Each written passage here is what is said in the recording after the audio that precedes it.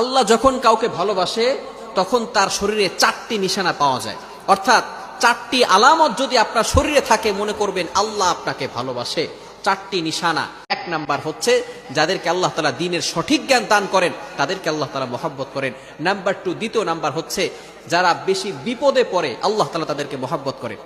যার শরীরে দেখবেন একের পর এক বিপদ আসতেছে, অসুস্থতা আসতেছে, বারবার বিপদ, একের পর এক বিপদ, একটা বিপদ যাওয়ার পর পরে আরেকটা বিপদ আসতেছে, আপনি হতাশ হবেন না প্রিয় ভাই।